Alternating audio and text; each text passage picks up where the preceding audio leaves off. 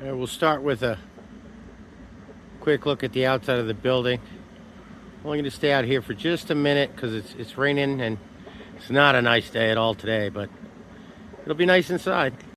Here's a look at our on-farm commercial kitchen.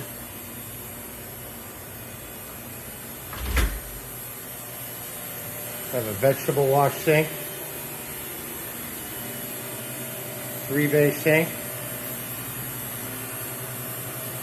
workspace, second workspace, freeze dryer, dehydrator, storage for stuff before we're going to make it up, and like containers, hand wash sink. And here, this is the food storage area after it's been packaged in the kitchen. We have a commercial refrigerator, storage rack, chest freezer. This is our fish processing room. 2 sinks, work table.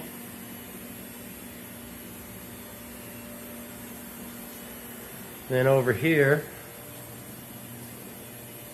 we have our on-farm bathroom and kitchen bathroom. We needed a bathroom for this facility to meet code.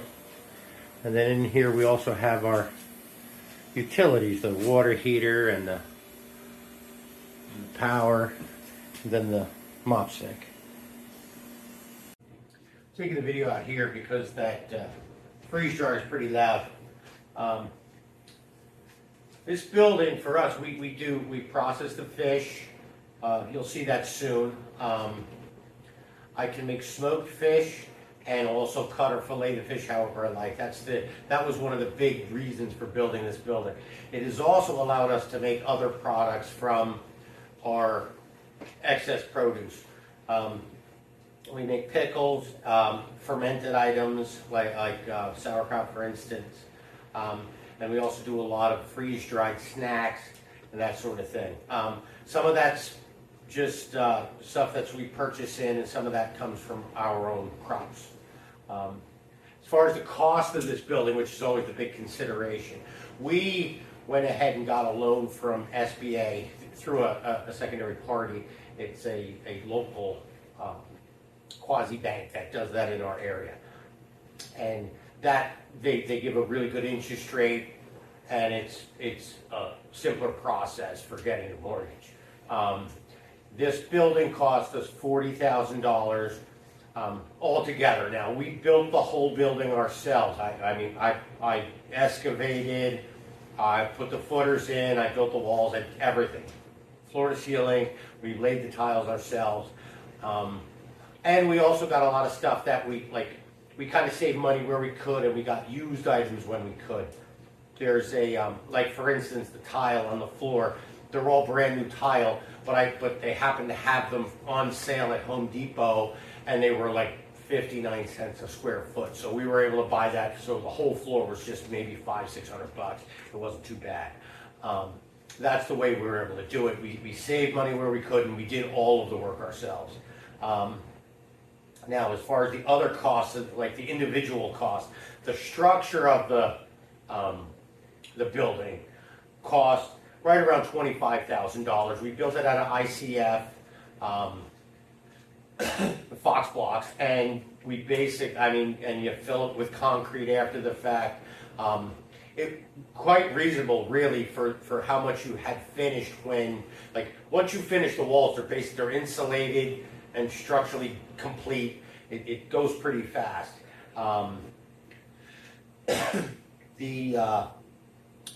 Here's one thing. The plans. We had to get actual architectural plans for this because it's in Pennsylvania is considered a commercial building. So that was $3,000, even though I had the basic idea of what I wanted to build beforehand, but you had to have those plans stamped and in triplicate. So the town wouldn't approve it otherwise, so that had to be done.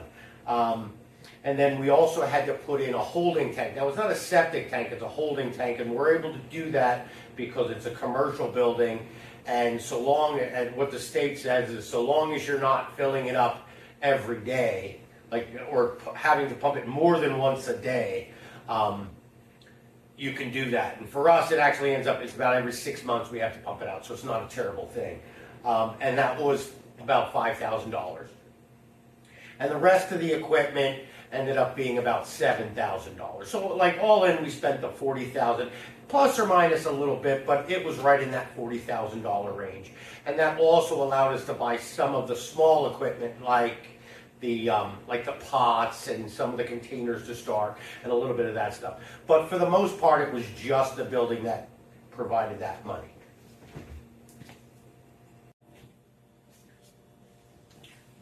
So following building, after you complete building the kitchen here, then you're going to have to deal with whomever your local food inspector is, or whatever organization. In our area, in Pennsylvania, it's through the Pennsylvania Department of Agriculture. And we happen to have knock on wood, we have a really good local inspector. He's very conscientious and he's very helpful. And from what I've found is they want to see you to be able to succeed in your business. Of course, they concern themselves with food safety, but what we did is, before I started this entire process, I spoke with him and said, hey, do we need this? Do we need that? What do we need? Do you suggest any changes? I showed him the plans. He says, well, why don't you do this? Why don't you change that here? So that it all met code, not only building code, but food code when we were complete. So when it came time for his inspection, everything was the way it needed to be beforehand, and I really didn't have to change much of anything at all. I think the only thing he asked us to do was, I'm trying to think now. I want to say it was the soap dispensers, to make sure that the soap that we were using wasn't a hand pump soap, but that it was away from the sink. So you wouldn't be pumping on the sink kind of thing, so that you didn't have to touch everything when you were doing stuff. But other than that, it was all straightforward, really easy. He liked the building, but like I said, I discussed with the local inspector what was required for this building before we built it, and that was a tremendous help.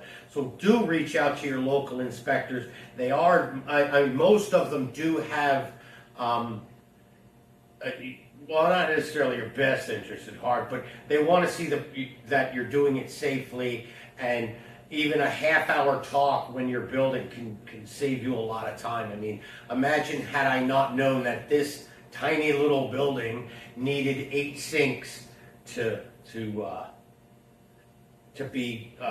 meet the code. So, and 8 sinks sounds ridiculous, but I needed a wash sink in the bathroom, a wash sink in the kitchen, 2 sinks in the fish slaughter room.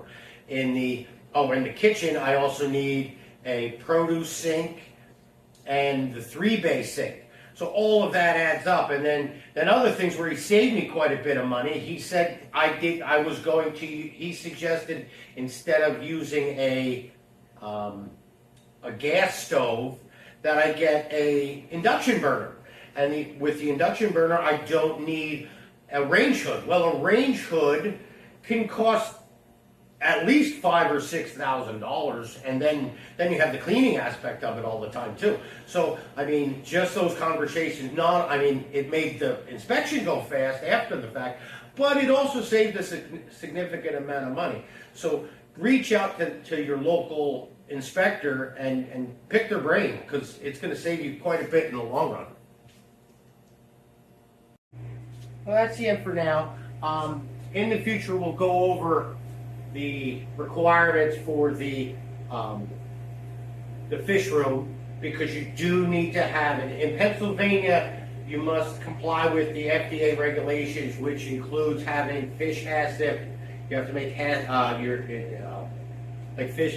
for fish processing, you have to have your HACCP certifications, and you have to create the HACCP for the food safety. It's a pretty complicated process, but also pretty straightforward once you get going with it. We'll go over that at another time. That's a little bit more involved, and I think I would like to make this video just about the kitchen and that kind of thing. And we can, if there's a lot of interest in finding out about the fish processing, we can go in depth in that at another time. Have a great day, guys.